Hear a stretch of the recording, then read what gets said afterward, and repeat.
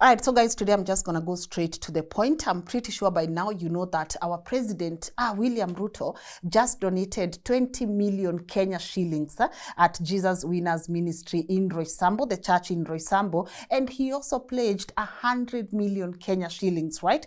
Here, these guys, they want to build a church worth 1.2 billion Kenya shillings that is going to involve, that's going to have a helipad and also have a state-of-the-art parking. But before I come back to that story, I'm also convinced that Dr. Alfred Mutua is running what some people are terming a modern slave trade mission. Because tell me, what is a Saudi model house? Here they spent a couple of millions putting up a Saudi model house.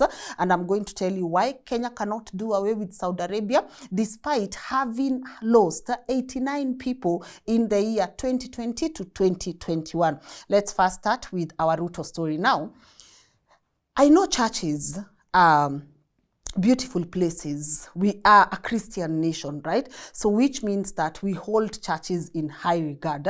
But I'm starting to think there's something very special, quote unquote, with this Jesus Winner Ministry Church. Remember, this is where Ruto and Uhuru went. This is actually where they got prayed. This was their last church service. They were kneeling and they got prayed. And of course, we know they won. And this church is always attended by political elite. So it came as no shock when yesterday the president said, you know what, Mimi, let me play that video for you guys. This is not the video I wanted to start with, but since we are here, let's watch this video together. Mimi mwenyewe nitatoa milioni 20 kwanza.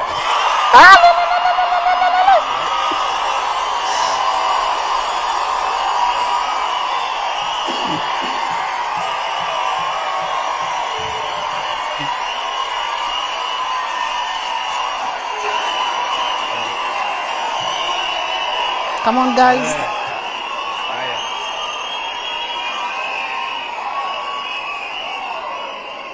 Ndio. Sawa sawa.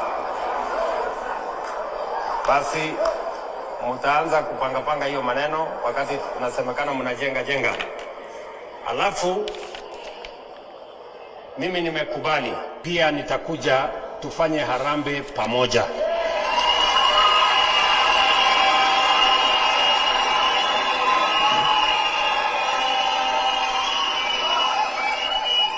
Sawa, Jesus Winner. Na hiyo harambee nataka mnisikize vizuri. Si ndio? Nataka mnisikize vizuri. Na kwa hiyo harambee vile huyu Korori amesema. Huyu Korori alisema hapa, ako wapi huyo Korori huyu? Alisema hapa iwekwe polling station hapa ndio msichanganywe na watu wengine, ijulikane nani amesimama wapi. Na mimi kwa hiyo mchango ya kanisa, hata mimi nataka nipatiwe polling station yangu. Nipangane, ndio? Niende nipangane mimi na marafiki zangu. Nasikia Bishop? Niende nipangane mimi na marafiki zangu tutafute milioni 100.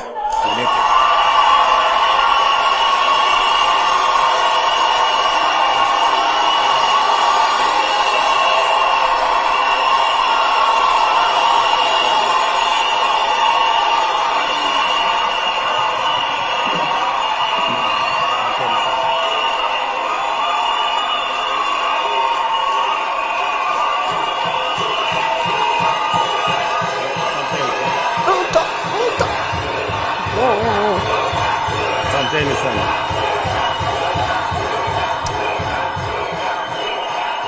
Asanteni. Asanteni.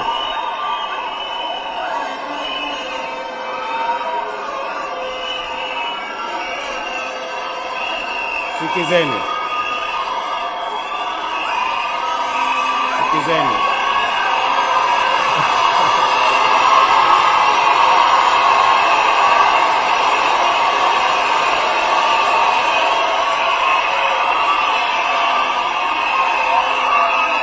Asanteni sana.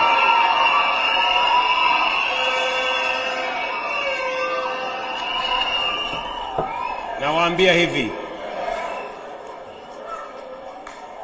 kanisa hii tutajenga ili tuweze kuwaibisha maadui wa taifa letu la Kenya.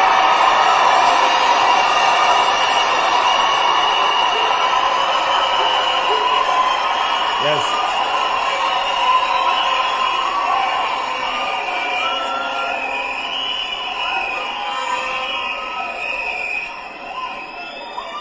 Mimi nawapenda sana. Mungu awabariki siku zote.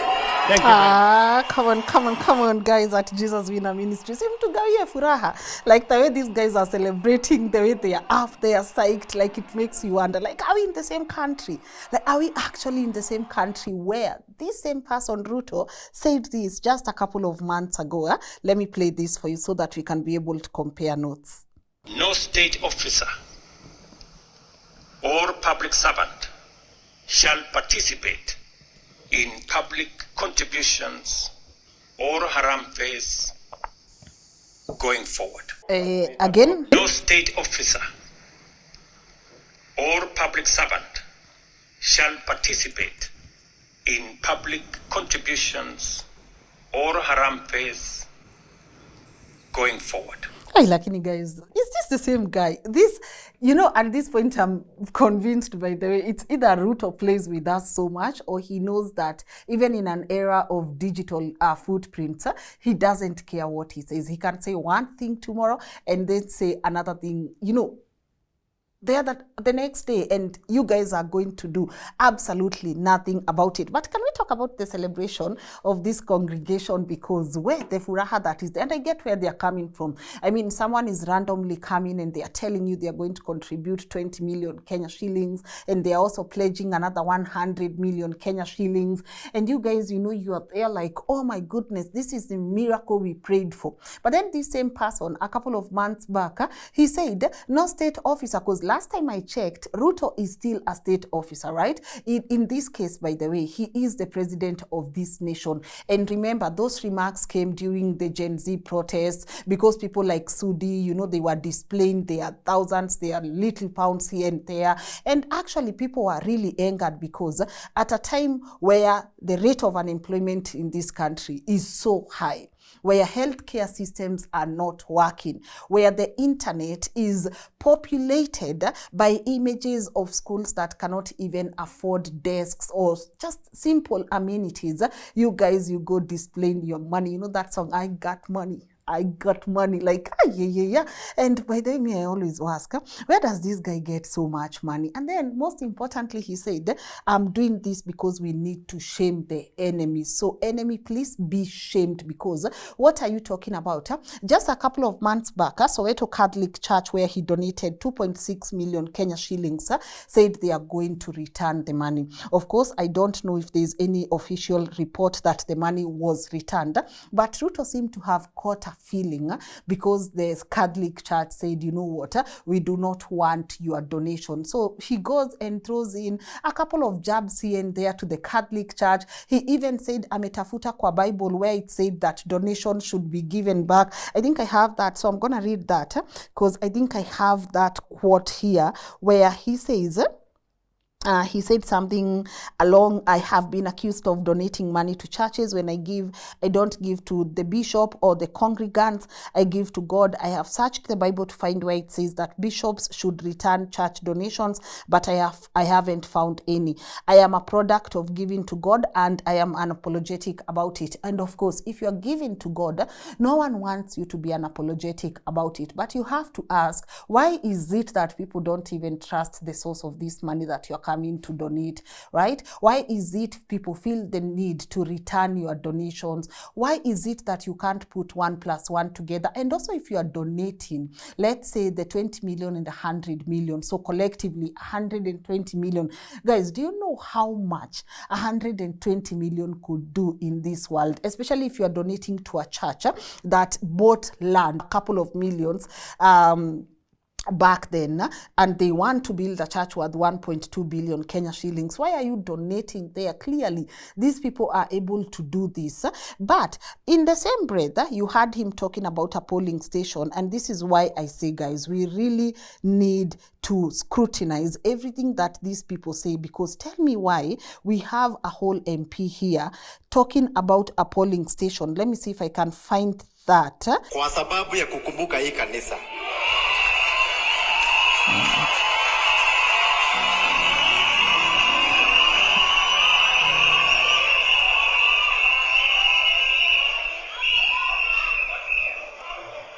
Naongea vizuri?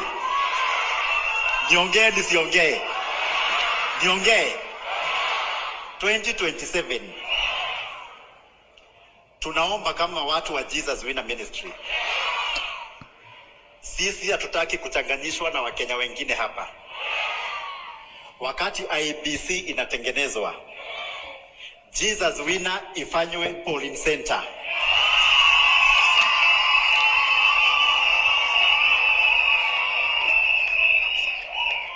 Kwa sababu tunakuja kwa kanisa hapa Tuesday na Wednesday. Tukikuja huduma, baada ya huduma tuchukue kura wapi? Na tunachaguania wapi? Ndio ujue hii ni kanisa yako kabisa kabisa. Kwa sababu ya vile umesimama na sisi.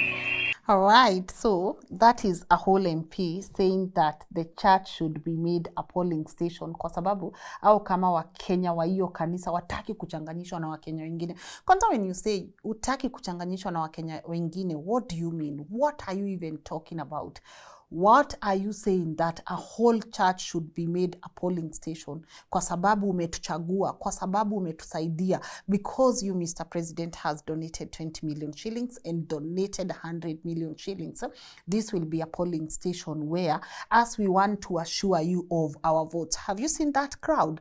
Can you try telling them otherwise that please don't vote for Ruto come 2027? So in the grand scheme of things, you start to feel like, kwani hizi kura tumeanza kununua aje? Like we are buying votes now because we will donate, and in return we are telling you guys to put up a polling station here so that come 2027, you guys, you make sure that you vote for me because I have pledged and I have donated. And as I said, if you have seen that congregation, because a couple of years back, this is 2022, when Ruto was alikuwa anataka kuwa rais, you can see, hold on guys, you can see worship is ongoing, and they have displayed Ruto images, and they have displayed his campaign slogans. So I'm looking at it. People have come to pray. By the way, guys at Jesus Winner Ministry, tell me, maybe I'm getting it wrong. Is there a hidden code in your church that Ruto is your guy? Because we could actually be talking about people who know where they are going with their president. You get it? Sisi wa Kenya wengine, what are we not seeing? Because this is a church where you have different presidential candidates. But tell me why, when Ruto alikuwa anataka kuwa president, this church, they are having worship here and they are having images of Ruto and his campaign slogans at the back. Let me play this, by the way. See stories ajaba. Let's see.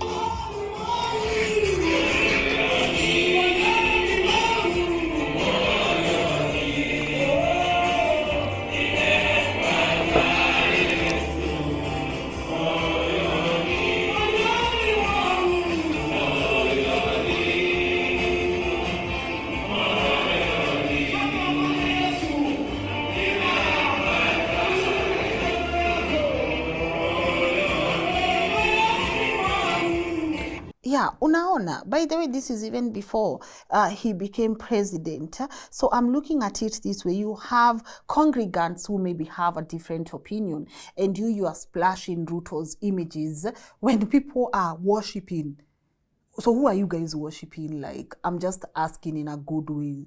Who are you worshiping? Because it beats logic. Like, you guys are singing, you're praising God, but you also have this man displayed in your screens and so forth and so on. But I want to move to this Dr. Alfred Mutua's story. But before I do, now, this particular church has also been involved in a land tussle with KDF. So initially, they got this land from Uchumi where they want to put up this state-of-the-art church. They bought it from Uchumi. If we remember, we know what happened to Uchumi. Of course, tough economical times, wrong maybe financial decisions, but it came crumbling down. So they said they bought this particular land from Uchumi. However, KDF also said, you know what, this is our land. So there's been that tussle between the church and KDF. And then yesterday the president goes and says, si unajua mimi ndio mkuu wa something along army. You know, you get what I'm saying? Si nyinyi mumenisikiza, si mimi maneno yenyu ya shamba mimi nimetatua.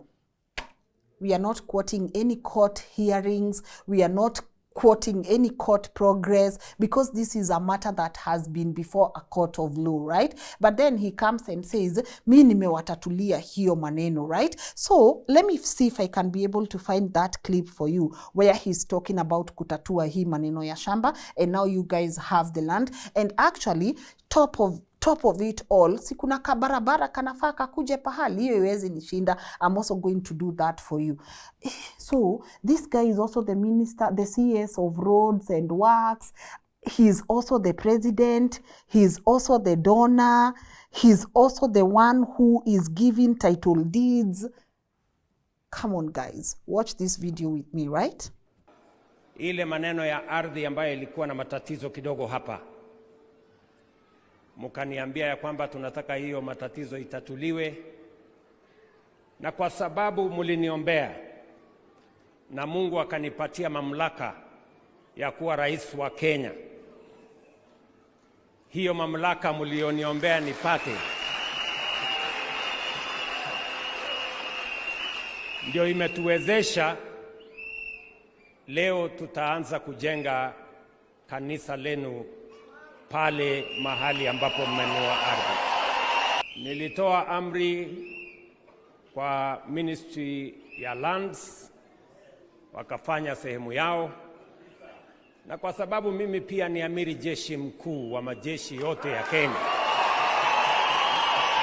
nikawaambia watu wangu wa jeshi kwamba mahali pale ni mahali patakatifu. Umenieleza ya kwamba ili kanisa likue vizuri pale ni tuwe na barabara. Sasa Jesus winner, kama mnaona mimi najenga ile barabara mrefu kilomita 750, hii yenu ya mita 500 itanishinda kweli? Hi guys, so I think you've watched that where he's talking about this whole land issue, and I'm like, as a president, I know you are able to do anything and you are able to do everything, but how did we get here? Honestly, how did we get here? But that's on that when it comes to the Roysambu church, and honestly I want the people in that particular church to tell me, is there a code that Ruto is your guy? Like honestly, is there a code? Because as I said, we might be talking about people who have decided this is the direction we want to take, and we have to be very careful about politics and church because of the influence that they carry. Once we start taking politics to church, donations to church, etc., etc., obviously, guys, whether you like it or not, your people are going to vote for this particular person because there are strings attached, right? And they are there, they are preaching prosperity gospel, not saying this particular church, but because we know that's what majority of the churches do. They are going there, they are going to give you hope, they are going to preach prosperity gospel. So you looking left, right, and center, you are like, this is our guy, because even our pastor says this is our guy. There's no way our bishop will be there playing best friend with this president, and then when it comes to voting time, we are going to deny this particular person kura ama kila kitu. I also hear they are doing great when it comes to job export. So I don't know if they are running an organization there that connects people to jobs in diaspora. But the president also said that coming Wednesday, he's going to send Dr. Alfred Mutua there so that he can be able to do 1, 2, 3 when it comes to Mata Kazi Maju. Now, let's go to our next topic, because talking of Dr. Alfred Mutua, he just launched Guys, let me get that right, because I'm gonna need this the way it is supposed to be. All right? So him and so Dr. Alfred Mutua, he just launched a modern Saudi home at the National Industrial Training Authority. This is obviously a collaboration between Kenyan Ministry of Labour Organization and UK Foreign, Commonwealth and Development Office. So they launched a modern Saudi house. So this house, all I saw were dry cleaners, I saw cookers, I saw a living room, and essentially it's meant to give Kenyan workers, especially domestic workers, a feel of how Saudi Arabia looks like. So you guys, when you go, please, you know how to use a washing machine, you know how to use your cooker. This is how the house is going to look like. So essentially, it's supposed to make work easier for you. But then again, it got me digging, because Saudi Arabia has always been a topic of interest to me. Having worked in Gulf, I know why so many of the people in Qatar and Dubai who have worked in Qatar and Dubai would never land in Saudi Arabia.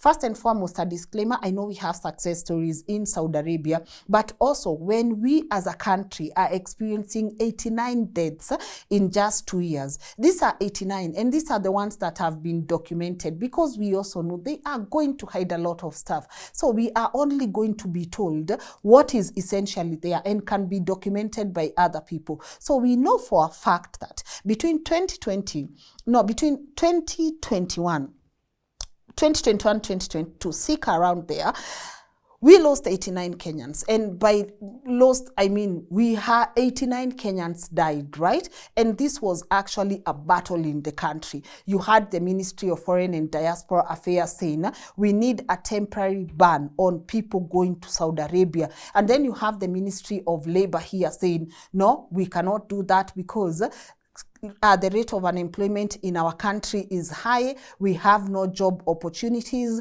And yes, we understand 89 Kenyans just lost their lives, but this is not enough for us to be able to issue a temporary ban, right? And then it got me thinking, what is it? What's with Saudi Arabia? How do we benefit from Saudi Arabia? Because you have to ask yourself these very tough questions. How exactly do we benefit from Saudi Arabia?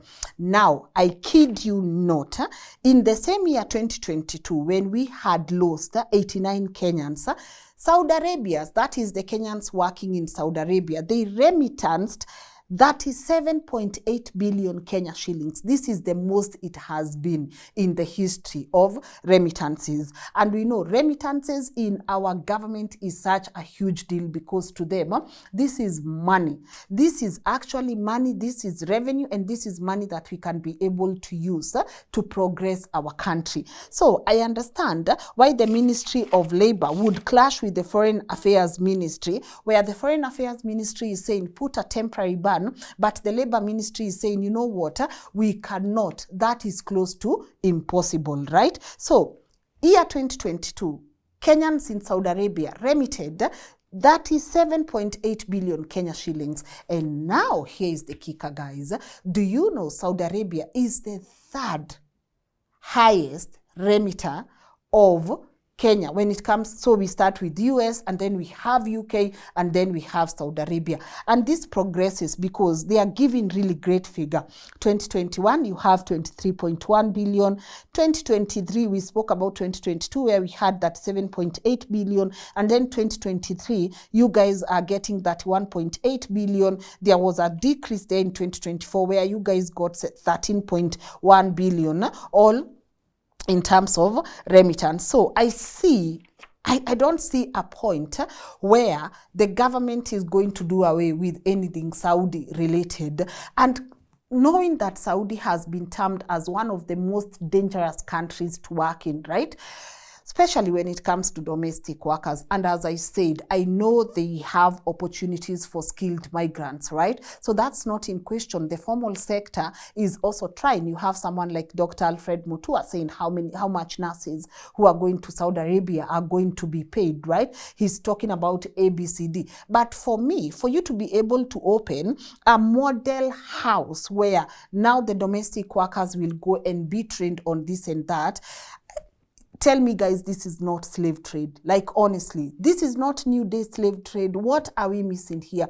Because in a country that could dedicate the funds into building institutions that are even going to help these domestic workers seek for opportunities in countries that respect human rights, you have them paying all their attention to Saudi Arabia. Because if we used a couple of millions I have the figures right. Let me tell you something. Let me get that for you. In the same 2022, when we had this increase in death rates of Kenya domestic workers in Saudi Arabia, the Kenyan government established safe houses worth 70 million Kenya shillings. So these safe houses are in Riyadh and a couple of other places in Saudi Arabia, right? So we put aside 70 million Kenya shillings to be able to establish safe houses, not in our country, but in another country. Let that, please, digest that. Why would a country establish safe houses in another country? Isn't this the work of the embassy? So in Saudi Arabia, by the way, we have safe houses, we have the embassy, we have model houses here in Kenya. And here's the thing, if you're going to establish a safe house in another country, what does that mean? That means your citizens in that country are not safe. It just as it is. Your citizens in that country, they are not safe. But because these people in that country are also remitting almost 40 billion Kenya shillings that we don't even know where it goes. By the way, if these people are remitting that much, why would we want to cater to their lives? Why do we care whether they will be alive or unlived the next minute? We care about making sure that we establish strong economic ties with Saudi Arabia, because that's where the money is. And then you go ahead and use 70 million Kenya shillings to establish these safe houses. What happened to tertiary training or vocational training here in our country? Because I know one thing you can't take away from Kenyans in Gulf, having worked there myself, is that they are pretty hardworking. I mean, even if you go around, because it's mostly populated by Philippines, you have the Indians and then you have Kenyans. Kenyans will always rank top when it comes to being hardworking. By the way, we have beautiful places in Gulf. We are known to be very, very hardworking, but we also have an advantage that we are an English-speaking country here. So hata mtu akienda kazi ya nani huko, anajua 1, 2, 3. You know how to say you want milk, put sugar in milk, put tea in milk, me clean, me cook, me wash, me do whatever. Yeah, there's a way you talk when you're there, because also those people don't understand English, but they also try. So sometimes you have to learn Arabic, or you have to communicate with your small English, which there's obviously a way that we are able to understand each other there. So we are at a vantage point here in Kenya, but instead of you focusing so much on labor export, right? Why can't you focus on building our country? Because as I said, housekeeping is a lucrative industry across the world. You have opportunities in cruise ships, you have opportunities in other countries that respect human rights and that have better wages, right? But why are we concentrating so much in Saudi Arabia? By the way, Alfred Mutua is just moving around. It's like you would think he's a Saudi agent at this particular point. You would actually think he's a Saudi agent, honestly. And putting up a Saudi model house in our own country is the disrespect of the highest order. Because in that same breath, I did not see where Mutua said that they have also established a place where Saudi people know how to treat Kenya workers.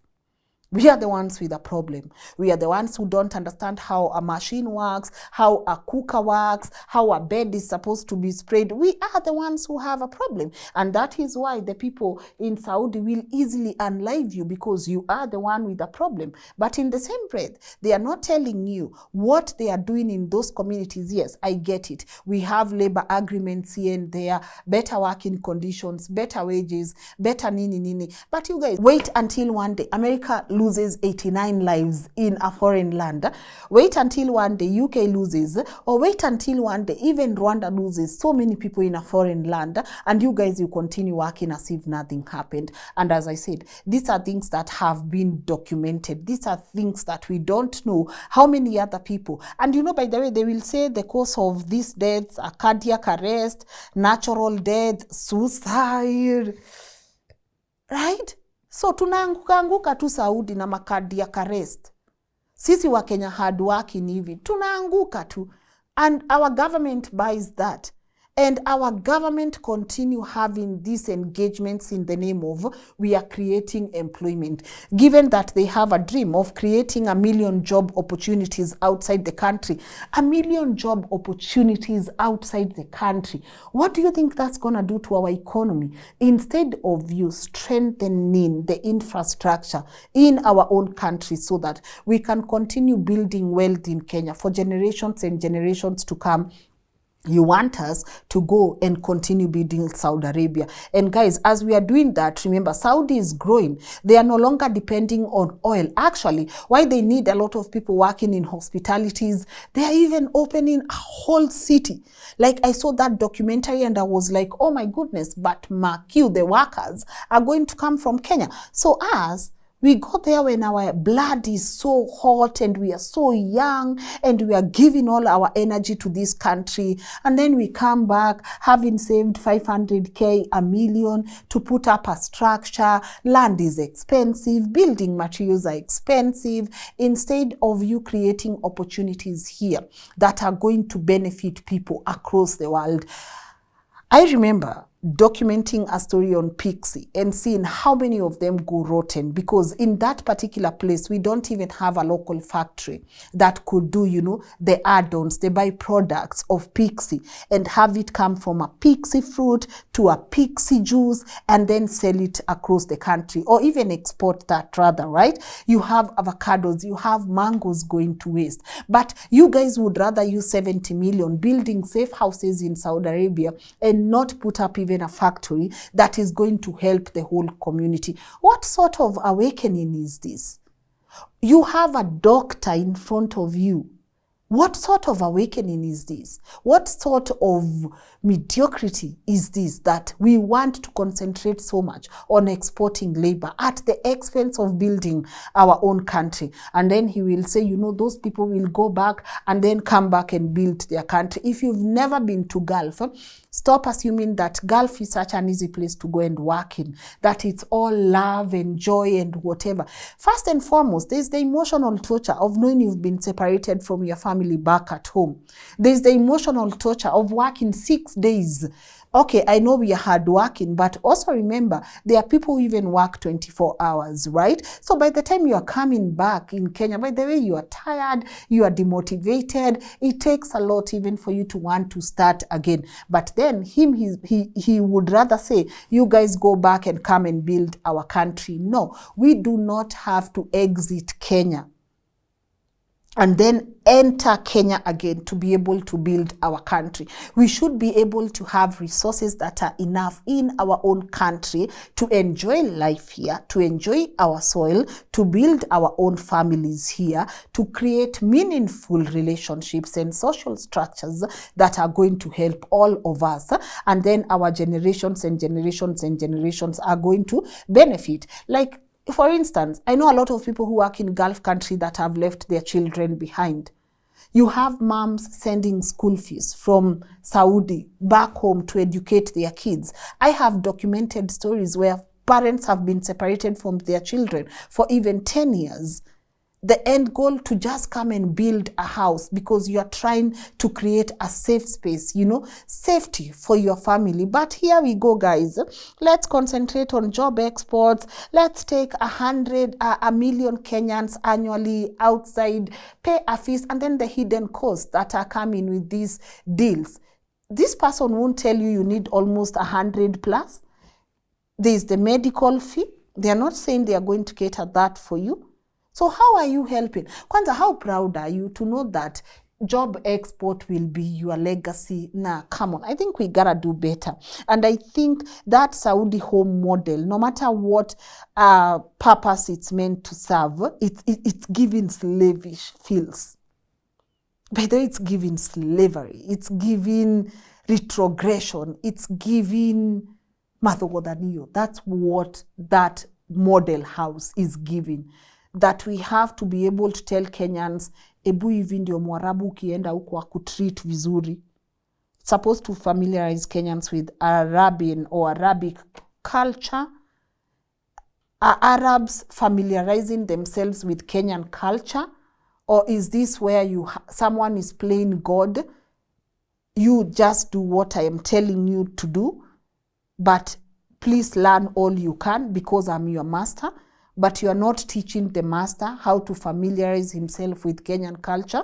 Anyways, always interested in your feedback. As I said, and I'll say it again, this is low-key modern slave trade that we're experiencing in our country. If you ask me, the government is running away from its ability to address the unemployment cases in our country. That's something they don't want to address. The government is making sure that there will be no one left to hold it accountable.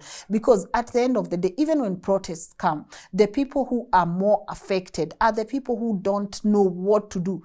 Like, we could actually be here talking and people don't even have food. And when these things are said and when the government is being held accountable, these people will go to the streets and they are going to march and they are going to hold you accountable. But what you are doing right now, you are exporting all of them. Toeni kelele Kenya. You guys toeni kelele Kenya. And then yuko Saudi. And then mtafute pesa huko. Let us enjoy the benefit. Nyi tokeni. So that hata protests zikiitwa, we are like two of us in the street. I could be wrong, but why is your focus so much on job exports and not developing institutions in this country that are going to help us? Give scholarships. Give scholarships. We work so hard, and I know Saudi is not the only place that is in need of domestic workers. Why can't you create relations with countries that have better wages and better working conditions, where we won't say, statistically speaking, 89 Kenyans lost their lives in the year 2021, 2022, thereabout. 89, that's a lot. And you remember this guy said, by the way, when they were interviewing him for this CS position, this guy had the audacity to say, me, I'm loving this era of digital. He said, it's a shame that we have lost 85 Kenyans in diaspora in the last 3 months. If I am approved, my first trip overseas will be to Saudi Arabia and the Gulf area.